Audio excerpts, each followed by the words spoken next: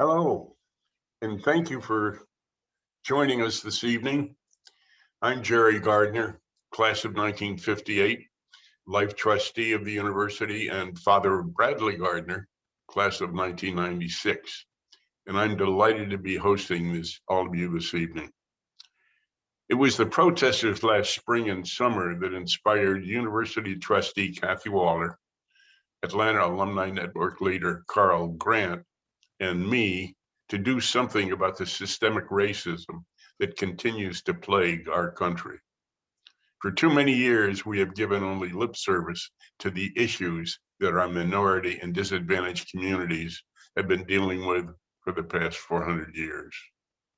We decided to reach out to community leaders here in Atlanta to learn more about the efforts that they and nonprofit organizations have been making for years. And we wanted to include our university alumni, parents, and friends living in the Atlanta area. So we developed Challenging Racism in Atlanta, a monthly program featuring these organizational leaders, the issues they are dealing with, and the programs and projects they have developed to deal with the impact of systemic racism on housing, education, healthcare, homelessness, poverty, and the mass imprisonment of Black men. Tonight, I am delighted to introduce to you Carol Naughton, CEO of PurposeBuilt Communities. Carol's 25-year career in the holistic community development includes the Eastlake Foundation in serving as general counsel of the Atlanta Housing Authority. Carol has worked with PurposeBuilt Communities since its founding in 2009, where she served as a senior vice president and then as president, and now as chief executive officer. As we begin this presentation, I want to encourage all of you to submit any questions you have through the Q&A feature at the bottom of your screen. Carol?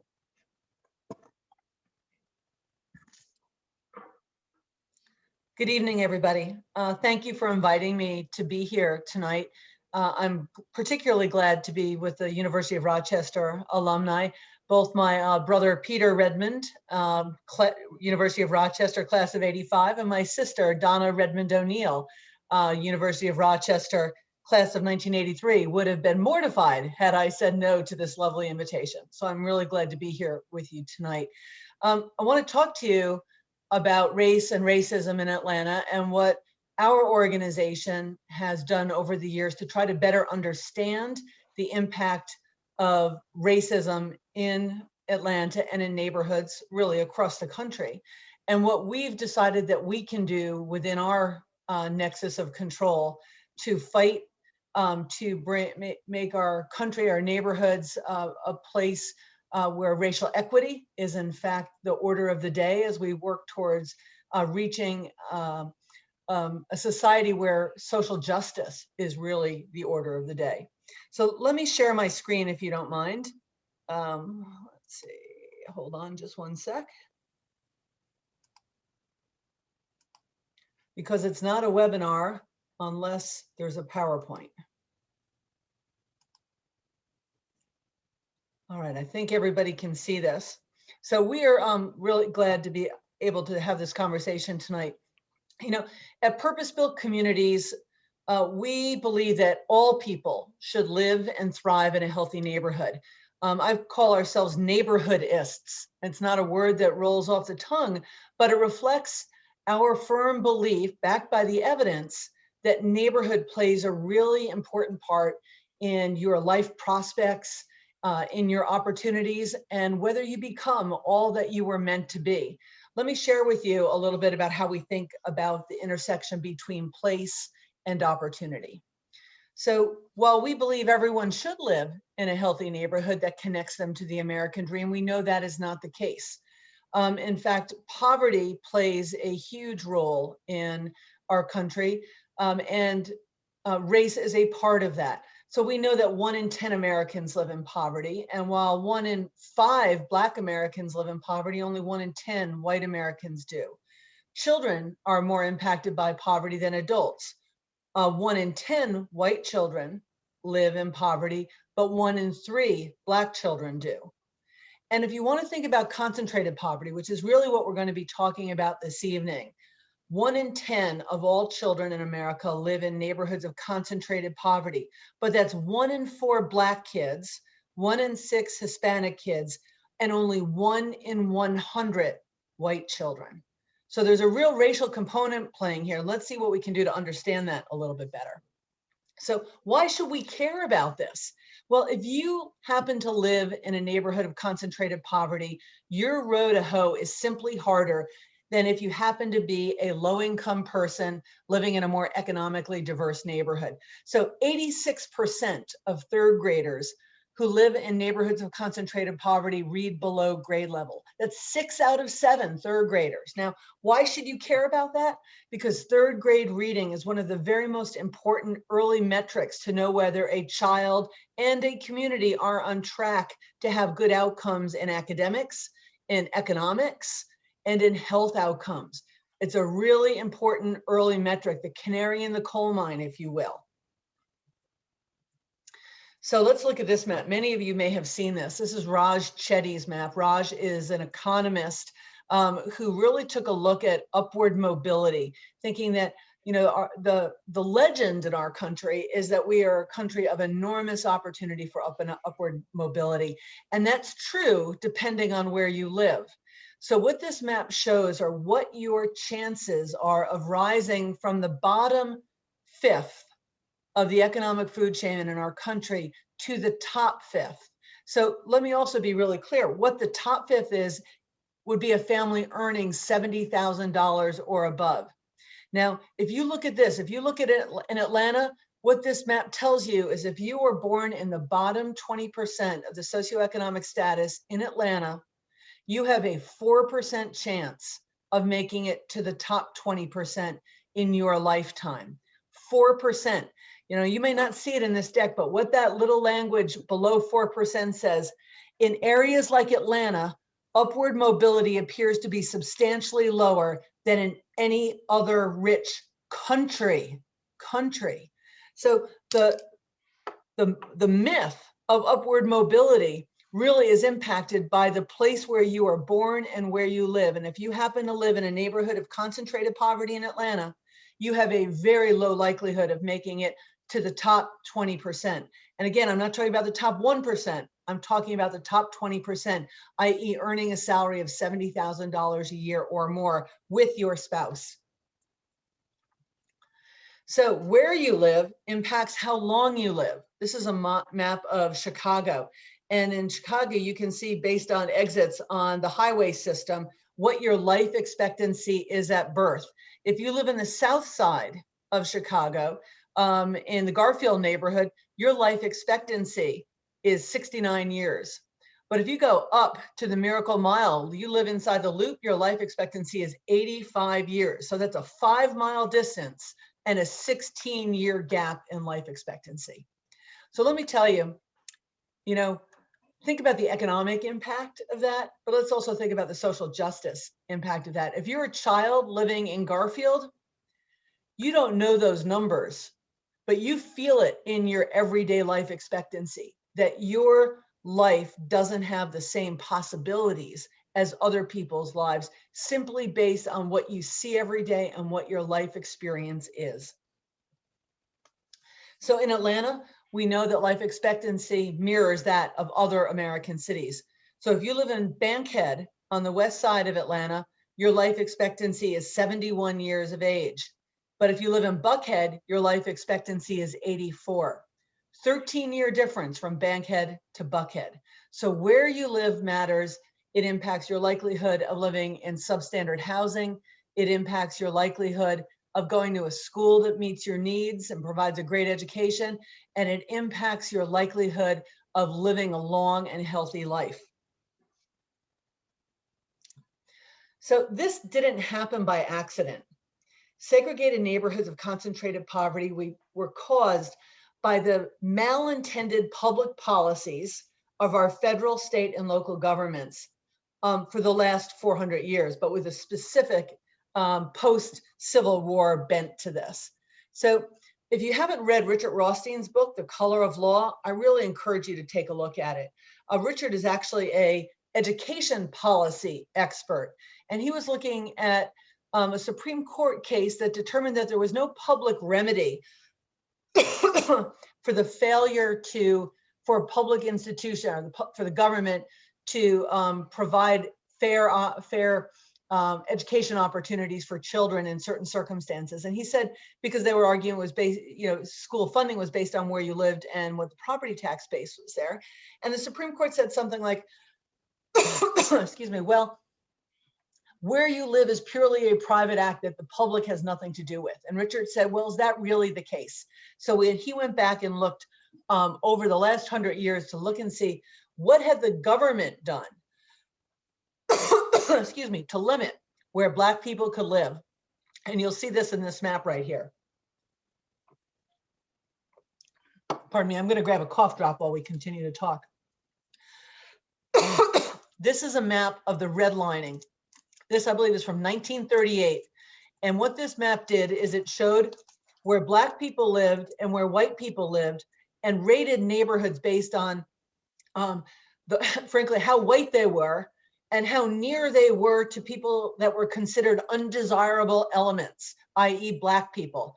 So they ranked neighborhoods in a scale of 1 to 4, red being the worst, green being the very best. And that was how the FHA, or the organization that ultimately became the FHA, decided where they would insure mortgages. It impacted who could live where and who could get financing. It also starts to recognize that there were restrictions that private actors did too. So if you lived in a neighborhood in Atlanta, really any place in the country, and you looked at your deed restrictions from the 1920s, 30s, 40s, 50s, you might very well find in your chain of title prohibitions that forbid anybody who is a person of color from living on your property or owning the property. And sometimes you found exceptions for servants.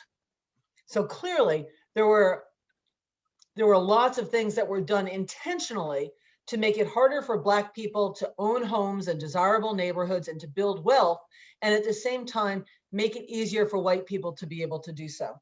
I read the other day that in the GI Bill that provided mortgages and college opportunities for former GIs after World War II, 98% of the mortgages went to white veterans. Only 2% went to people of color. New Orleans, same kind of map. Again, looking at red would show where the Black people lived, and the dark green was the most desirable, where white people lived. Again, here it is in Detroit. I showed you these variety of maps just so you can see that this wasn't unique to Atlanta. It wasn't unique to the South. It happened all over the country.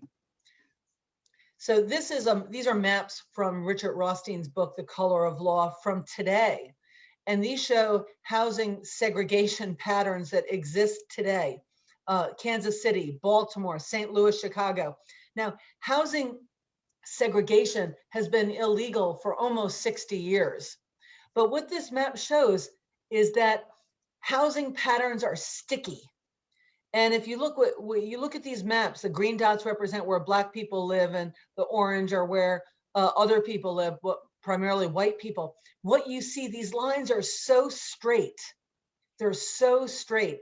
There might not be a city or a street in your name called Division Street, but there's division streets all over the country, and they were the dividers between where Black and white people were allowed to live. And in many places that continues to exist today. So what were the things that governments used in order to make it harder for Black people to really develop wealth through home ownership and real estate and business operations? Exclusionary zoning laws, making it hard to build affordable housing or multifamily housing. It's not uncommon in different parts of the country for there to be minimum lot sizes. I have somebody who I love who lives in a town where where the minimum lot size is 2 acres. Now that doesn't say 2 acres it doesn't mean that no Black people can live there, but the effect of that all along was to keep Black people out of that community. Highway construction. There are so many Black neighborhoods across this country where the Eisenhower highway system ran right through in order to build out the highway system. In fact, one of the network members we support is called 75 North, which is an acknowledgement to the highway system that was built right through the Black business area in Omaha, Nebraska in the 1950s. So I mentioned earlier, there were restrictive covenants included in deeds that made it impossible until the law changed for Black people to own a particular piece of property. We talked about restrictions on FHA loan guarantees. Until the 1960s, it was not uncommon for public housing to be segregated. In fact, one of the reasons that Atlanta had so much public housing was because whenever public housing was built for white folks, we had to build a separate one for Black folks because God forbid they should live together. And then of course, school zone attendance boundaries, still incredibly political and sensitive, but again, often designed to keep Black kids in one school and white kids in another, not just in Atlanta, all over the country. So what have we learned? We've learned that zip code is a better predictor of health outcomes than genetic code. And in fact, environment and behavior cause 60% of premature death. Now, the one thing I will say about this is a really stunning stunning fact pattern for me. Lack of medical care impacts only 10% of premature death, or is a factor in only 10% of premature deaths. 60% of premature death is tied to your environment and your behavior. The good news for those of us who are community developers like myself is that that's what we influence. We influence behavioral patterns. We influence social circumstances. We influence the built environment. So what we find that we are in the health improvement business, the health impact business, which is something I didn't appreciate until maybe 10 years ago. I don't know if you've had a chance to hear from Dr. David Williams at Harvard University. David is a sociologist who has spent the last 25 years looking at the impact that racism has on people's bodies and lives. And the way David describes it, he says, imagine a jumbo jet with 220 people crashing every single day, today, tomorrow, and every day for the rest of the year. That's the impact of health disparities between Black people and white people in this country. A jumbo jet of 220 people crashing every day. That's the impact of health disparities on premature death for Black people in this country. David developed something called the Everyday Discrimination Scale, which is really interesting. It's got, I think, 9 elements. And what it does is it asks kinds of questions that indicate whether your human dignity is really being chipped away. So there'd be questions, do you feel that you get the same service as other people in the store? Or do you have to, do people think that you're going to steal something when they see you walk down the street? David's got these 9 questions, and they've looked at it very carefully, and they've been able to see that high scores on the Everyday Discrimination Scale predict early onset of a variety of deadly health issues that Black people suffer from in this country at higher rates and at earlier times than white people, from hypertension to the onset of diabetes, to heart issues, all up and down that scale of chronic diseases. And David and the scientists who've looked at this are convinced is that it is because there's like this weathering impact of the day-to-day indignities that you suffer if you are a Black person in a white supremacist society.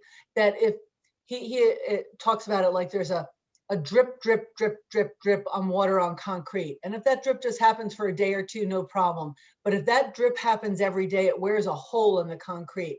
And that's really what happens when people have to deal with the indignity of everyday racism. It makes your health outcomes worse. And what's really interesting, that income and education are not equalizers when it comes to health outcomes. So that goes all the way, it doesn't matter how much money you make. If you are Black, your health outcomes are likely to be worse than your peer who is white.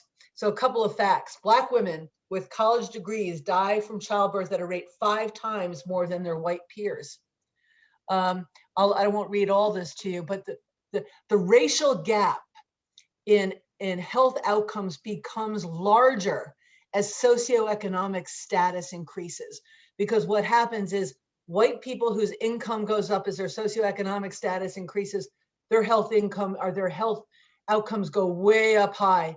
And that doesn't happen for Black people because they're still dealing with the day-to-day insults of discrimination and racism. Now, we know that COVID-19 has amplified this intersection between poverty, place, race, and health. It did not tell us anything new, but what it did is it shone a light on what we already knew to be the case.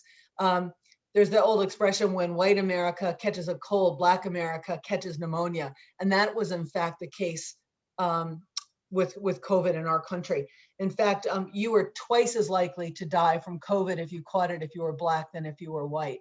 And that's in some cases due to this complex and longstanding constellation of factors. If you haven't read this, I found this the most helpful article that I've read on that constellation of factors between poverty, place, race, and health. This was an article that was in the New York Times Sunday magazine, April 29, 2020, by Linda Villarosa. A Terrible Price, The Deadly Racial Disparities of COVID-19 in America. It's a great read. I encourage you to take a look at it. So, well, what are we supposed to do with all this information once we know it and once we understand it? Well, we've looked at this information as an organization, and we believe that the remedies must be intentional, holistic, race explicit, and place-based in order to really build a society where racial justice is the goal that we're achieving. So we believe that neighborhoods are the foundation of good health. And when I say believe, we believe that the science backs that up. Like a building, the health of a community depends on a strong and stable foundation. But nobody can do this on their own. It requires lots of partners, lots of collaboration in order to get where we think we can be. So our vision at PurposeBuilt is that all people of color, especially Black people, live and thrive in a healthy neighborhood. And that's what we're working towards every single day. So how do we do that? There are 3 big goals that PurposeBuilt is working towards. We want to improve outcomes around racial equity, upward mobility, and improved health outcomes. And we do this by a very specific neighborhood improvement strategy.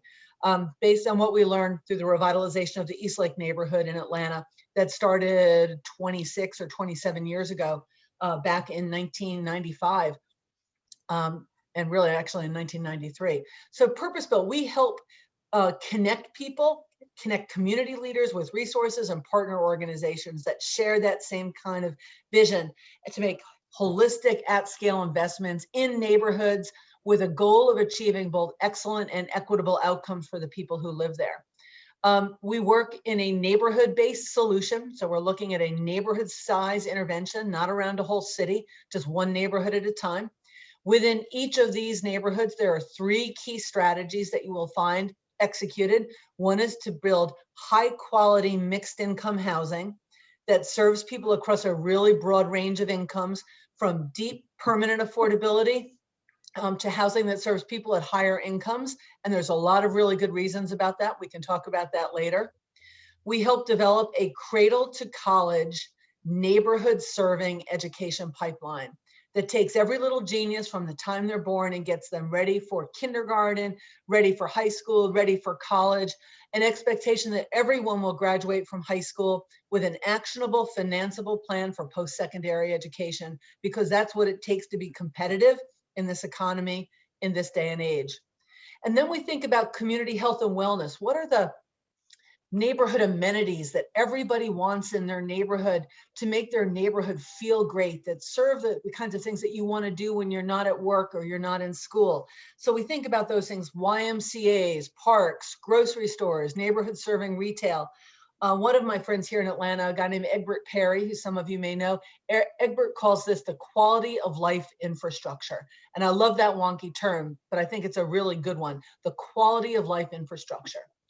The secret sauce to our work, though, the reason that this complex, long-term work can happen with both excellence and equity is because of the existence of what we call a community quarterback organization, which is almost always a newly created nonprofit that is created not to be in the service delivery business, but to be a quarterback, to help work with the community to create that community vision around what they want to see and how they want to get there, and then work with all the partners to actually make that vision come to reality. So the plan, which unfortunately happens in too many places, so the plan doesn't just end up on somebody's shelf somewhere in a community planning office. So the plan can be brought to life.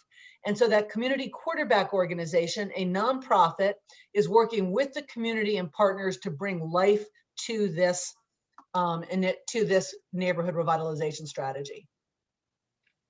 This was the model that we used starting in Eastlake 25 years ago.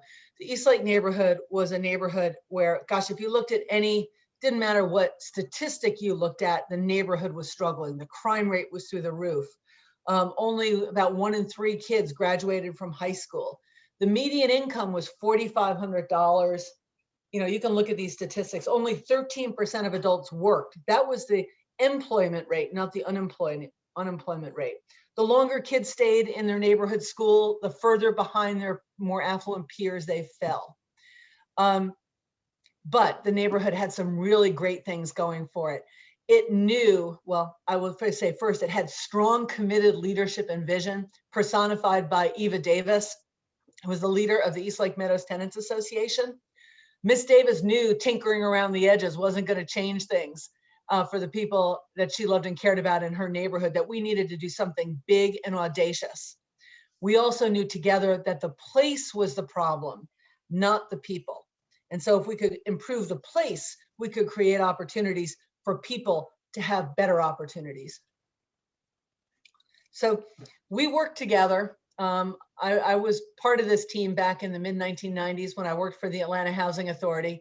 I very unexpectedly found myself out in the Eastlake Meadows community as part of the planning committee. I'd been hired to be the deal lawyer. I didn't know anything about community development, but I knew how to put together a good deal.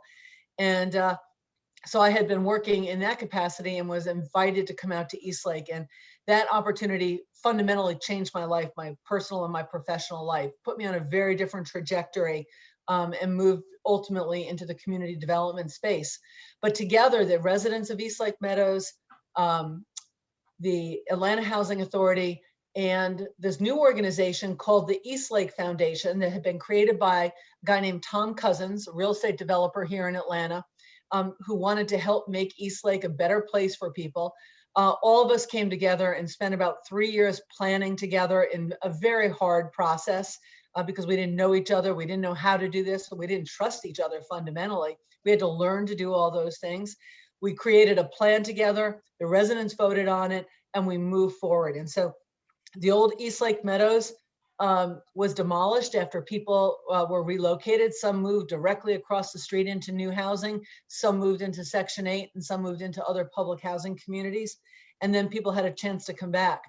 That community now, 20 some years later, is a great place to live and still serves, in fact, still serves more low-income Black kids than it did back in the 1990s.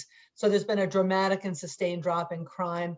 Almost everybody works or are in a job training program designed to lead to work if you live in one of the affordable housing units. For the families who continue to receive a public housing subsidy, their incomes are 5 times higher than where we were back in the 1990s. Kids are thriving on every measure. The kids are doing so great. That's how we really know that we're on track. And that's what gets us excited about this and doing this with other communities. The neighborhood serving school now ranks amongst the highest performing schools in the city and the state. And Eastlake has become a place where people want to live, including, and this is really important, the lowest income families choose to stay in Eastlake because this is a community that now meets their needs and creates a pathway for children towards better health and upward mobility and racial equity. Every parent wants good stuff like that for their kids. So what started in Atlanta has expanded. I left the Housing Authority in 2001 and ran to work left to go work lead the Eastlake Foundation, which was that nonprofit organization that Tom Cousins had started to help bring all those pieces together, the housing piece, the education piece, the health and wellness piece together. How could we help all these partners work together to drive better outcomes? And year by year, our data improved, our outcomes improved, and people started coming to visit us.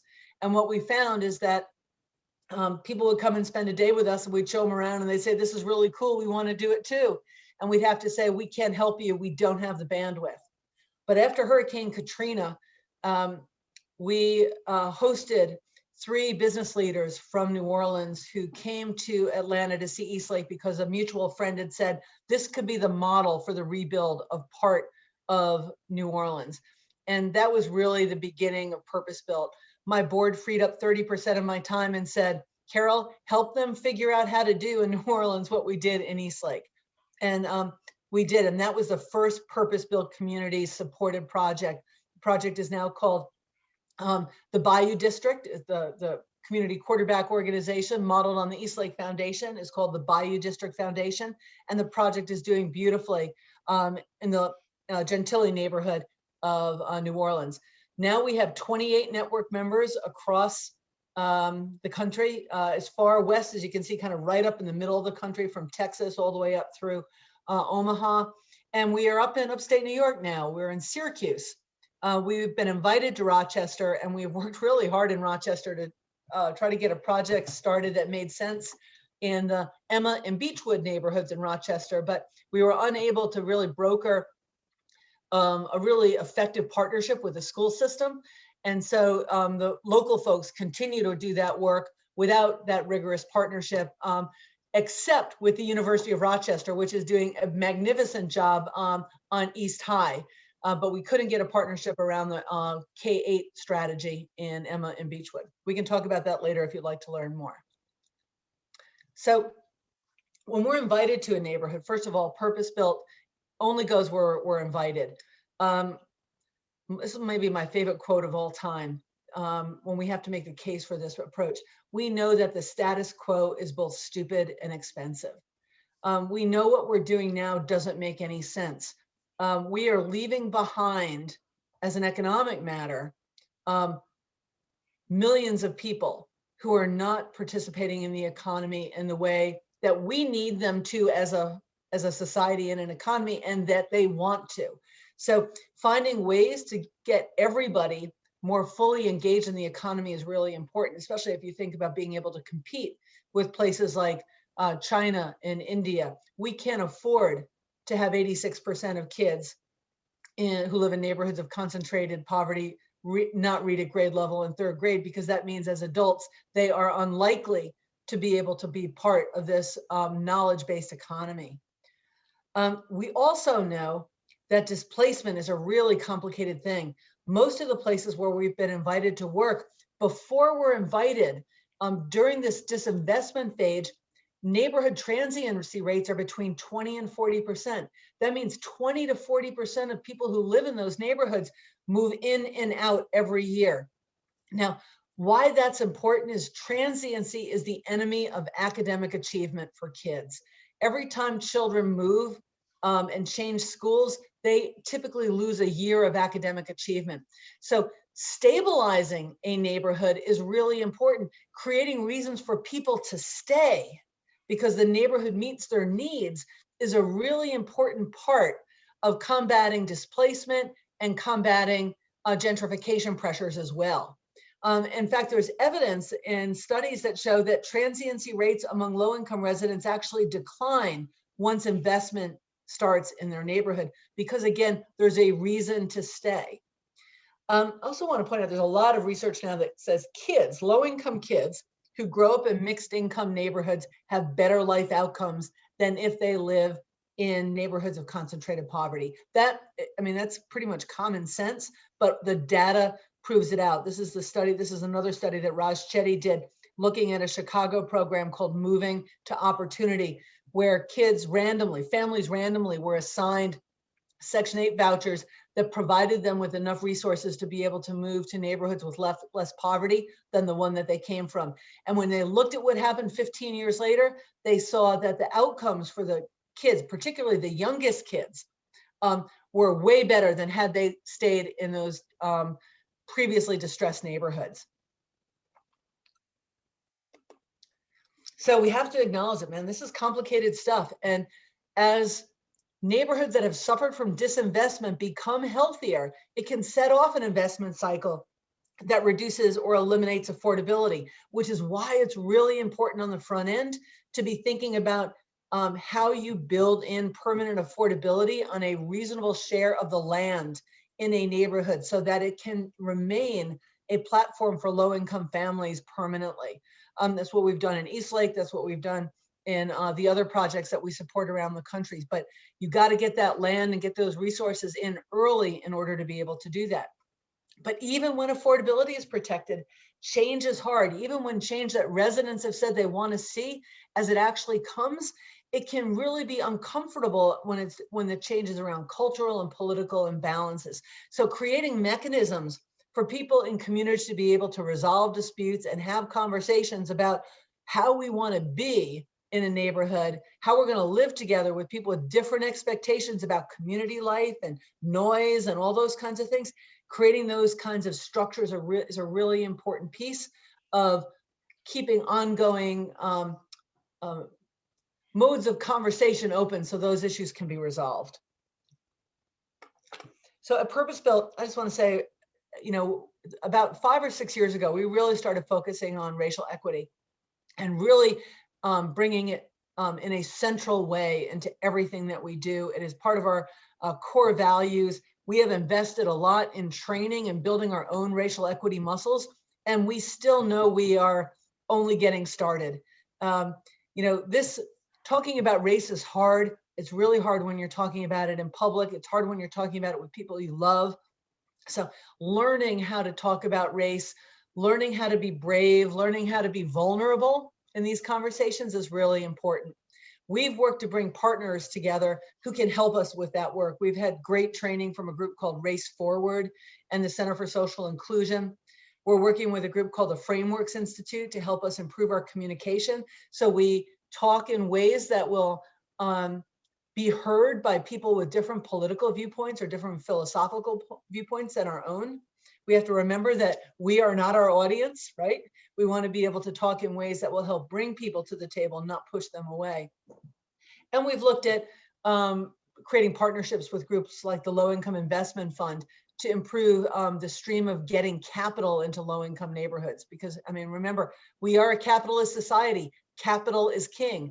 If you don't have access to capital, it's really hard to build businesses. It's really hard to build houses. So getting capital into neighborhoods is really important. So this is what success looks like. I'm sorry about that. If you get a chance, I think it's on our website. But you can see this is what happy, healthy, economically mobile young people look like. And that is the goal. If kids are doing well, if they're reaching their potential, that's shorthand for knowing that everything else is firing on all cylinders. We'll just say, and then I'll wrap it up. We can have questions and answers. There's 2 other purpose-built community supported neighborhood revitalizations in Atlanta.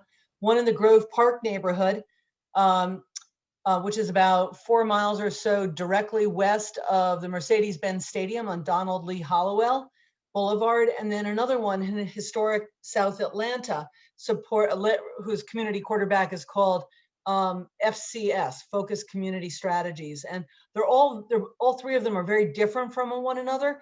But when you look at each one, you can say, oh, that's how they're doing mixed income housing. Oh, that's their community, their cradle through college education pipeline, or that's how they're doing community wellness here. So you can see the model at work, and you can also see how it's customized to meet community needs. Let's see. I'm going to stop my share now. And I'm happy to have it take any questions and answers. Should we look, Jerry, at the Q&A, or do you know what you want to ask? Oh, yes, we've got some good questions on the Q&A, and I want to thank you and your colleagues for all that. That was a powerful presentation, Carol. Thank you. It's really, the impact of what you're doing is just incredible. Of course, there's an awful lot to do too, because we've been messing up things for a long time. You mentioned Grove Park and FSC, the FCS, the focused community strategies. Mhm. How are they alike, and how do they differ from Eastlake? Sure. They're different on a couple of different ways. So Eastlake was a big public housing revitalization site. So there was a lot of land that was owned by one landowner, the Atlanta Housing Authority. And that Atlanta Housing Authority residents Eastlake Foundation partnership was really essential on the front end to move that initiative forward. FCS in historic South Atlanta really is in a historically single family neighborhood. And they've been working there about 20 years and have impacted, gosh, it's a huge number of houses. I think about 2/3 of the houses in that neighborhood, FCS has renovated and then either sold to low and moderate income owners or kept on their own books and then rented them to low income families. So they've created this beautiful, affordable, mixed income single family neighborhood, which really nobody else has figured out how to do anywhere in the country. And it's right along the southern side of the Beltline now. So there's a lot of pressure there on the market. So they're working hard to try to control more property so they can preserve it and be more strategic rather than just having the market run amok.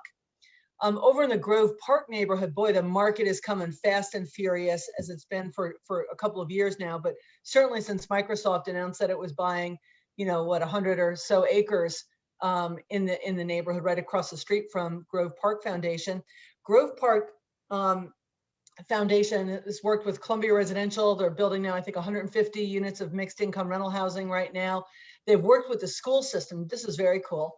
To build a new neighborhood serving school, an Atlanta public school that is operated by KIP, a charter management organization, but operated as a traditional public school, not a charter school. So taking some of the very best of what we've learned from the charter movement and marrying it up with what we know is the best from the traditional public school system. So, I mean, there's lots of ways that they're different and they're the same, but they're, different strategies being used in neighborhoods based on what the neighborhood needs are. Thank you, Carol. When I was a graduate student in Ann Arbor back in the 60s, Saul Alinsky, who was a community activist from Chicago, came and made a presentation. One of the things he mentioned was that a comment that he often hears from these community citizens is, we resent these do-gooders who come in and tell us how we've got to live. And you do just the opposite. You involve the community people right from the very beginning. Tell us more about that. Well, I will say I'm not sure we did that when we first got started 25 years ago. I think we've learned a lot over time. And what we've learned over time is that there's a lot of wisdom in neighborhoods, and there's a lot of wisdom in places where maybe they didn't teach me that at Colgate University to expect the wisdom to come up from the community, right? They thought it would come from the ivory tower. And so we have learned to listen with big ears, as they say, because we know there's a lot of wisdom out there and we want to capture it. We also have learned this change happens at the speed of trust, and it takes time to build relationships, and it takes time to build trust. And so you can't go any faster than that trust building process will allow. And so, we recognize that. I think we've gotten older and wiser over time, and we're trying to help our younger people who work with us to appreciate that as well. What are your suggestions for creating a large-scale change to improve public health and dismantle racist housing practices? Oh, there's lots of good ways you can do it. So here's one important way. So the most important tool for developing affordable rental housing in the country is something called the Low-Income Housing Tax Credit. I had never heard of that until I went to work at the Housing Authority, but the Low-Income Housing Tax Credit is a federal program operated by the Internal Revenue Service, and it allocates tax credits to every state based on population. So Georgia's got a pretty hefty population, so we get a reasonable amount of low-income housing tax credits. Then every state's housing finance agency comes up with a plan every year about how they want to allocate those tax credits. What are the principles, right? How do they want to reward deals? And so you could use the low-income housing tax credit as a real agent of change in order to figure out where and under what conditions affordable housing would be delivered. So Georgia's done some really smart things over the years. For example, in Georgia, you get extra points in your low-income housing tax credit application in the competitive process if you are delivering your affordable housing development as part of a comprehensive community revitalization, or if you're delivering housing in in a neighborhood that's already a healthy neighborhood. So those kinds of things are important levers of change to be able to think about where we allocate resources and how we allocate resources. Mm-hmm. We could allocate low-income housing tax credits only if there was going to be an early learning center where the kids who live there had first priority to. I mean, there's lots of ways to think about driving change in ways that can really make a difference for Black people over time if we just get creative and we let go of the old way of doing things. Thanks, Carol. One of our viewers, Preston Faulkner, he wants to know, how does the relationship between PurposeBuilt and the Atlanta Public Schools actually work?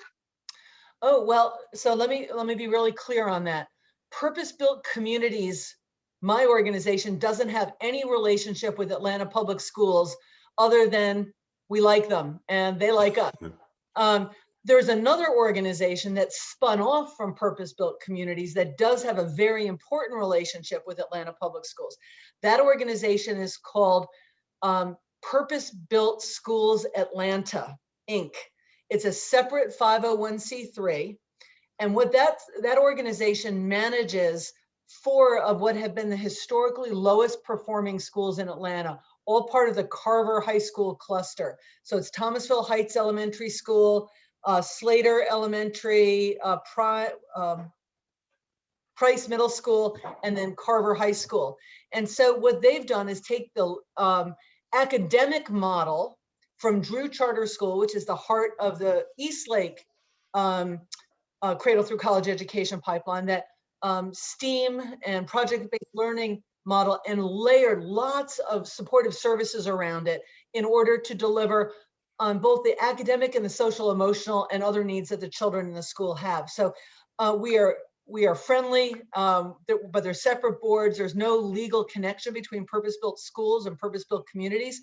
And I think still the relationship between PurposeBuilt Schools Atlanta and the Atlanta Public Schools is quite good. And while some families and some board members were skeptical when it got started, I think parents are really pleased with how things are going. And one of the ways to measure that is the number of kids in the schools. And those numbers have gone up over time. Thanks, Carol. Preston Faulkner also has an observation he'd like to make about what you consider one of your favorite phrases, quality of life infrastructure.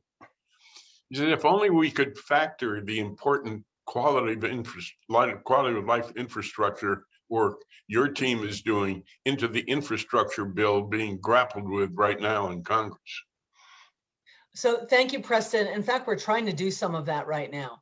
And we're working with different folks in Congress and different people in the White House on different streams of revenue that could come from the next bill, what I think is called the American Jobs Act, which might include money for things that I've talked about as fundamental infrastructure. I think a community quarterback organization is fundamentally infrastructure. It's civic infrastructure.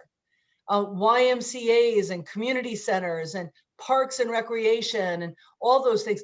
A grocery store is infrastructure in order for a community to be healthy. So I think, I understand that there's limits to what we can do and what we can pay for, but I think we should be thinking way more creatively than we have historically about what constitutes infrastructure. Thanks, Carol. What have you learned along the way about conditions necessary for success? So we've learned a lot, actually. I think the first thing we know now that this model is replicable. People are doing it in 28 places around the country. And frankly, there's people knocking on our door almost every day. And we just don't have the bandwidth to be able to grow right now. Maybe in a few months, we'll be able to grow. So the model is replicable. The world is coming our way. More and more people, more and more research is showing the importance of place and the importance of neighborhoods. We think early learning is one of the very best investments that you can make in a place. And so neighborhood serving early learning that feeds up into a neighborhood serving elementary school is a really great investment if you can only do one thing. That leadership from the civic and business community is essential in helping this work long term, because this work takes longer than any one mayoral administration, any presidential, any government. This community quarterback idea is in part to insulate and institutionalize the community vision and the capacity to execute beyond the political will to do so. And so it's really important that leaders across the city come together and work on these community quarterback organizations to help drive excellent results over the long term. Well, thanks again for sharing with us the critical and important work that you and your colleagues are doing at Purpose-Built Communities. Do you have any final thoughts you would like to share with us before closing? Yeah, I just want to say thank you. I appreciate your time tonight, your curiosity. I hope you will be continue to be curious and want to learn more, and take a look at our website. There are a number of different resources out there that might encourage you to get involved in this kind of work in your own neighborhood or in an adjacent neighborhood. So thank you very much. It's really nice to be with you tonight. Carol, again, thank you for taking time to meet with us, and very best wishes to you and your colleagues for continued success in your important work at Purpose-Built Communities. And I want to thank all of you out there for joining us. We hope you enjoyed the program. We'd also like to invite you to join our next Challenging Racism in Atlanta presentation on Wednesday, June 30, featuring Frank Fernandez, President of the Community Foundation of Greater Atlanta. We will send you additional information before that presentation. Thank you, good night, and stay healthy.